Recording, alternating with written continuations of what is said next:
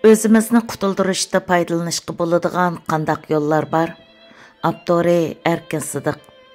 Birinchi, zo'ravonsiz harakatlarning usul tadbirlari. 1980 yildan buyon xalqlarning asosan zo'ravonsiz kurash qilish natijasida Estoniya, Latviya, Litva, Polsha, Sharqiy Germaniya, Chexoslovakiya, Sloveniya, Madagaskar, Mali, Boliviya, Filippin qatarlıq əllərdə diktatorluq ağdırılıb taşlandı. Nepal, Zambiya, Janubiy Koreya, Chili, Argentina, Haiti, Braziliya, Uruguay, Malawi, Tayland, Bulgariya, Vengriya, Nigeriya və sabiq Sovet İttifaqının oxşamagan böləklərdə zo'ravonsiz kurashlar dövlət tüzümini demokratiyalashtirish harakatlarini ilgari surdi.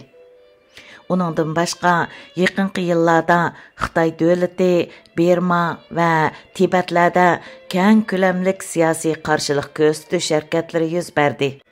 Gerçi Xitoy qatarlıq ikinci gruppaga təvə əllərdəki siyasi kurashlar diktatorlarni va mustamlikachilarni hukmronlik o'rnidan yiqitolmagan bo'lsa-mu, ular ashu davlatlarning qabiy hokimiyatlarining shafqatsiz muayitini dunyo jamoatiga oshkorlab berib, ashu davlatlardagi xalq ommasini mushu xildagi kurashlarning qimmatlik tajriba savoqlari bilan ta'minladi. Ilova Mən yaqinqi yillarda bu jihatda Uyg'urlar o'ynagan rol boshqa har qandaq millatni besib tushdi deb o'ylayman.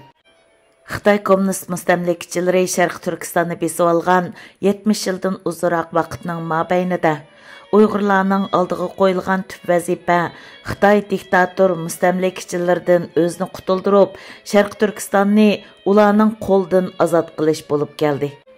Bu vazifani ado qilishda Xitoy diktator hokimiyatini og'dirib tashlasimi bo'laveradi yoki faqat Xitoy diktator mustamlikachi hokimiyatining Sharq Turkistondagi hukmronligiga xotima bersimi bo'laveradi. Ya'ni Uyg'urlarning vazifasi diktatorlikni og'dirib tashlab, uning o'rniga Xitoyda demokratik davlat tuzumini tiklash emas.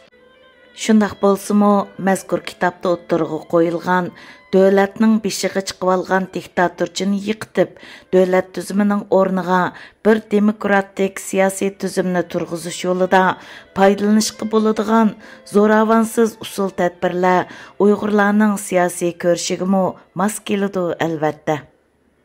1941-yili butun dunyo miqyosida demokratiyani qo'g'dash uchun Amerikada qurilgan erkinlik saroyi har yili erkin va erkin emas davlatlarning sonini e'lon qilib turgan bo'lib, ularning 2009-yillik dokladidagi ma'lumotga asoslanganda dunyoda erkin davlatdan 89, qisman erkin davlatdan 62 va erkin emas davlatdan 42 davlat bor ekan. Hamda 1983-yildan boshlab hisoblaganda dunyodagi erkin davlatning soni uzluksiz eshib mengib o'tibdi. Abdur kitobida hozirgacha dunyo xalqi diktator hokimiyatga qarshi qo'llanib baqqan zo'ravonsiz harakatlarning 198 usul tadbirlarini xulosalab chiqqan bo'lib, men o'zimning tushunchasi asosida ashu 198 usul tadbirlar ichidagi Uyg'urlar yaqinqi 70 yildan uzunroq vaqt ichida qo'llanib baqqan hamda buningdan keyin qo'llansa bo'ladigan usul tadbirlarni tanlab tizib baqdim. Ular tövəndəki cədvəldə berildi. Bu bir mutlaq yoki mukammal tizimlik emas. Bu faqat o'z tushuncham va o'z hukmim asosida vujudga keltirilgan bir tizimlik bo'lib, men uningdagi kam qolgan joylarni o'qirmanlarning to'liqlab ketishini umid qilaman. Bu jadvaldagi o'xshamagan usul tadbirlarning tartib sonini men kitobdagi tartib soni bo'yicha olgan bo'lib, men mazmunni qochirib qo'ymaslik uchun har bir usul tadbirning inglizcha atilishini qo'shib qo'ydim. Tövəndəki cədvəldən aniq bo'lganidek, men tanlagan usul tadbirlarning soni aslidagi 198 usul tadbirning nihoyatda oz bir qismidan tashkil topdi. Ondaq bo'lishidagi sabab aslidagi 198 usul diktator tuzumi ostidagi davlat xalqlari hozirgacha o'z davlati ichida ilib borgan diktatorlikqa qarshi kurashlarda qo'llanib boqqan usullar bo'lib, ularning ichidagi bizdek chet ellarga chiqib ketib, ashu chet ellarda qo'llanib boqqan va qo'llansa bo'ldiganlarini tanlaganda soni ashundaq oz bo'lib qoladi ekan. Şoňa men oqurmanlardan bu nuqtani esidan chiqarib qo'ymaslikni umid qilaman.